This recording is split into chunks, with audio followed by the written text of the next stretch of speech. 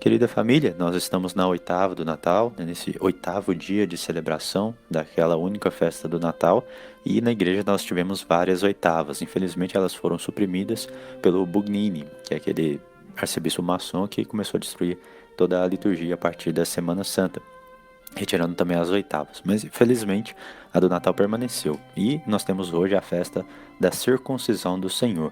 Claro que com o calendário novo, também com essas novas mudanças, foi necessário não ofender aos judeus, por isso tirou toda a referência, né, à circuncisão, aos pérfidos judeus, que agora é a festa da Santa Maria, Mãe de Deus. Mas nós já começamos o ano novo no primeiro domingo do Advento, que é a forma que nós começamos o nosso novo ano, a nossa revisão de vida, que é de uma forma penitente, contrita e não com festas, né? Nós não já começamos esbanjando tudo e pecando ainda mais, né? Que é uma coisa terrível. Por isso hoje é uma festa, mas não é a do ano novo. A circuncisão era um sacramento da lei antiga e era a primeira observância legal exigida por Deus Todo-Poderoso ao povo hebreu, que ele tinha escolhido de preferência sobre todas as nações da terra, para ser o depositário de suas verdades reveladas. Eles eram os descendentes de Abraão, a quem havia ordenado, sob as mais estritas penalidades, várias centenas de anos antes da promulgação da lei, a Moisés no Monte Sinai. E isso em duas contas. Primeiro, como uma marca distintiva entre eles e o resto da humanidade, e em segundo lugar, como um selo para uma aliança entre Deus e aquele patriarca Abraão, por meio da qual foi estipulado da parte de Deus abençoar ele e a sua posteridade, enquanto da parte deles implicava um compromisso sagrado de ser o seu povo, por uma conformidade estrita com as suas leis. Era, portanto, um sacramento de iniciação no serviço de Deus, e uma promessa e compromisso de acreditar e agir como ele havia revelado e dirigido e ordenado. A circuncisão também é considerada por Santo Agostinho e por vários teólogos eminentes como sendo o expediente na posteridade masculina de Abraão para remover a culpa do pecado original, a qual, naqueles que não pertenciam à aliança de Abraão, nem caíam sob essa lei, foram remidos por outros meios, provavelmente por algum ato externo de fé. Esta lei da circuncisão continuou em vigor até a morte de Cristo, desde que nosso Salvador nasceu sob a lei, pois veio ensinar a obediência da humanidade às leis de Deus, para cumprir toda a justiça e se submeter a ela. Portanto, Cristo foi circuncidado para redimir os que estavam sob a lei, libertando-os da servidão dela, e para que aqueles que antes estavam na condição de servos pudessem ser postos em liberdade e receber a adoção de filhos no batismo, que pela instituição de Cristo substituiu essa circuncisão. No dia em que for circuncidado, o menino Deus recebeu o nome de Jesus, o mesmo nome que o anjo lhe havia designado antes de ser concebido. O motivo de ter sido chamado Jesus é mencionado no Evangelho, pois ele salvará o seu povo de seus pecados. Jesus significa, portanto, Salvador, ou Deus salva. Inclusive, em muitos salmos diz, né, exultarei em Deus, meu Jesus. Isso ele efetuou por meio dos maiores sofrimentos e humilhações, tendo se humilhado, como diz São Paulo, não apenas até a morte, mas até a morte de cruz. Por isso, Deus o exaltou e lhe deu um nome, que está acima de todos os outros nomes, para que, ao nome de Jesus, todo joelho se dobre. De acordo com o que Cristo diz de si mesmo, todo o poder me foi dado, no céu e na terra. Se ao nome de Jesus todo joelho se dobra, quanto mais a sua presença real na Eucaristia. Sendo Cristo não apenas inocente, mas incapaz de pecar, não podia necessitar da circuncisão, como um expediente então em uso para a remissão dos pecados. Ele ficou satisfeito, entretanto, em sujeitar-se a esse rito humilhante e doloroso da dispensação mosaica por várias razões. Primeiro, para acabar de uma maneira honrosa, como uma instituição divina, mas temporária, tomando-a sobre a sua própria pessoa. Em segundo lugar, para provar a realidade de seu corpo humano, o que, embora evidente a partir desta e de tantas outras ações e sofrimentos de sua vida, foi negado por vários hereges antigos. Em terceiro lugar, para provar a si mesmo, não apenas como filho do homem, mas daquele homem particular, de cuja semente o Messias foi prometido que viria, impedindo assim qualquer objeção futura que pudesse ser levantada pelos judeus contra a sua missão divina na qualidade de Messias, sob a pretensão de ser um estrangeiro. E por meio deste, qualificando-se como para uma conversa livre com eles, para sua própria vantagem espiritual, estabelecendo a todos nós um padrão de passar voluntariamente por várias dificuldades e restrições, que, embora não sejam necessárias por nossa própria conta, podem ser de grande utilidade para promover o bem dos outros. Não sendo Cristo como as outras crianças judias, que não podiam conhecer ou temer a dor da circuncisão quando iam sofrer essa operação, tinha consciência disso de antemão, e, com calma e intrepidez, ofereceu-se de bom grado para sofrer o corte e derramar os primeiros frutos de seu sangue sagrado dessa maneira dolorosa, pelas mãos, como diz a tradição de nosso pai, São José. Essa criança divina derramou lágrimas, mas não como as outras crianças, pois, através delas, com o mais terno amor e compaixão, lamentou principalmente as nossas misérias espirituais, e ao mesmo tempo apresentou com alegria o seu sangue como preço da nossa redenção ao Pai Eterno.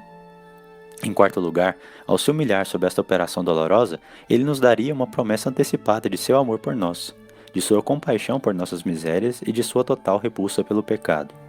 A caridade e o zelo que brilhavam em seu divino peito, o pequeno sagrado coração, estava impaciente, por assim dizer, de demorar em provar o seu amor.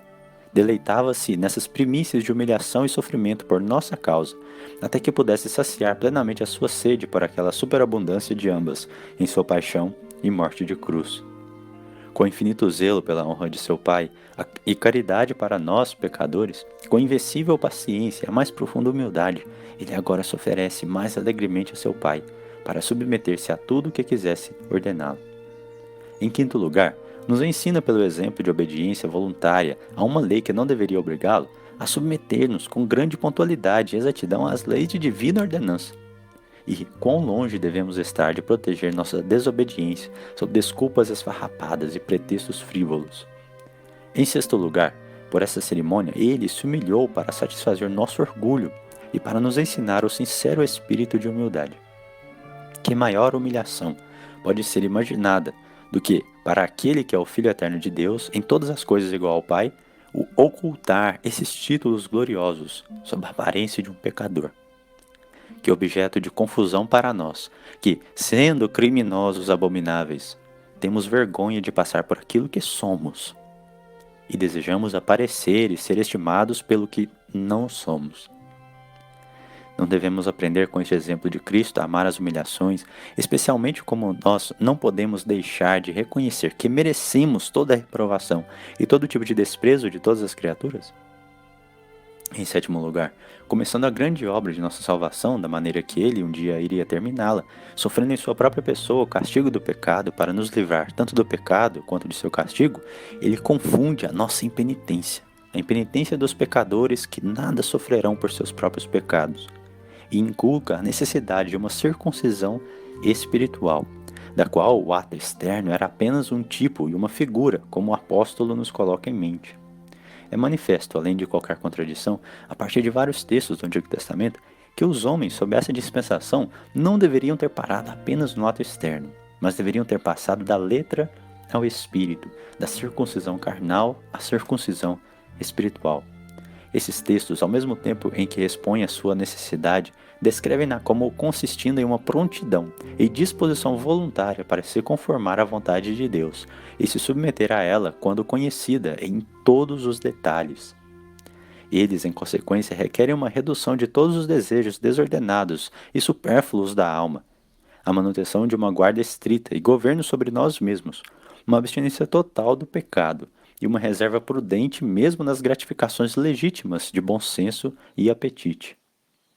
Se tais instâncias de circuncisão espiritual foram exigidas daqueles sujeitos à lei antiga para qualificá-los para a aceitação diante de Deus, qualquer coisa menos do que isso não nos pode dar direito, a nós cristãos, a reivindicar a filiação espiritual do fiel Abraão e a compartilhar dessa redenção que Cristo começou nesse dia a comprar para nós às custas de seu sangue. Devemos eliminar todos os desejos excessivos ou supérfluos de riquezas, honras ou prazeres que reinem em nossos corações e renunciar a tudo o que nos mantém ligados aos nossos sentidos ou ao mundo. Ainda que esse sacrifício exigisse a última gota do nosso sangue, nós deveríamos fazê-lo e fazê-lo com alegria. O exemplo de Cristo nos estimula poderosamente a não nos poupar. 1000 afeições irregulares reinam em nossas almas, e o amor próprio é mestre nisso. Este inimigo só pode ser expulso pela compulsão, pela vigilância sobre nós mesmos, pela perfeita obediência e humilde submissão à correção, pela abnegação voluntária e a paciência nas nossas cruzes. A esses esforços, devemos unir a oração fervorosa pela graça necessária para descobrir e crucificar corajosamente tudo o que se opõe ao reino do puro amor de Deus em nossas afeições. Se estivermos conscientes de que tomamos um proceder contrário e formos do infeliz número dos incircuncisos de coração, que momento mais apropriado para iniciar uma reforma completa? Contanto, cortando tudo que é inconsistente ou prejudicial ao verdadeiro espírito cristão, do que neste mesmo dia, o primeiro do ano novo e dedicado a Nossa Senhora, dedicado ao Imaculado Coração, o sábado de Nossa Senhora, o primeiro dia do ano, o primeiro sábado. Para que seja um novo ano para nós, no sentido mais cristão e benéfico da palavra, tomemos então um novo coração, o Imaculado, Puríssimo, o circunciso coração de Maria Santíssima. Portanto, depois de ter consagrado suas primícias a Deus, através da Santa Missa e da vigília em oração, do Santo Terço, da meditação, pela homenagem mais sincera e fervorosa de louvor e adoração, depois de lhe haver prestado a justa homenagem de agradecimento por todos os seus benefícios no ano passado, e em particular pela misericórdia com que nos concede ainda tempo de apaziguar a sua ira e servi-lo, cabe a nós destinar uma parte deste dia às lágrimas de compunção, às lágrimas da Virgem Dolorosa, por nossas ofensas passadas, e ao mergulho na fonte de nossa preguiça espiritual e outras irregularidades, com vistas à correção de nossas vidas e à prevenção de recaídas. Não nos contentando com os propósitos gerais, mas esses propósitos custam tão pouco do amor próprio, da insuficiência, que a nossa própria experiência nos convenceu. Nós devemos então fazer propósitos específicos, devemos lançar o machado até a raiz e decidir sinceramente, seriamente diminuir, da melhor maneira possível, as ocasiões específicas que nos levam ao pecado e abraçar os meios mais eficazes de reforma da vida e aprimoramento da virtude, que, claro, é a devoção a Nossa Senhora. A cada ano devemos nos encontrar mais fervorosos na caridade, através de Nossa Senhora. A cada dia, através de Nossa Senhora, nossa alma deve aumentar em força e ser adornada com novas flores no rosário, no jardim de Nossa Senhora. Esse rosário, esse jardim de virtudes e boas obras, de qual sua alma está cheia. Se a planta para de crescer ou os frutos param de amadurecer, eles decaem e, é claro, correm o risco de perecer. Por regra muito mais sagrada, a alma que não progride diariamente na virtude perde terreno, um sintoma terrível na vida espiritual. Tanto mais intenso deve ser o nosso fervor à medida que nos aproximamos do fim do nosso curso temporal. Tanto mais, diz o apóstolo, à medida que percebes o dia que se aproxima, o dia da retribuição, da vingança. Deus vai retribuir a cada um segundo as suas obras. Esse dia é o dia da nossa morte, que pode estar muito mais perto do que nós queremos imaginar. Talvez não vivamos até o fim deste ano novo, talvez não vivamos até o fim deste dia, até o fim deste áudio. Será o caso de milhares, que neste momento são tão independentes quanto nós, e já morreram durante o curso deste áudio. Que segurança podemos ter contra uma surpresa cujas consequências são infinitas e irrecuperáveis, exceto a de uma conversão sincera e rápida?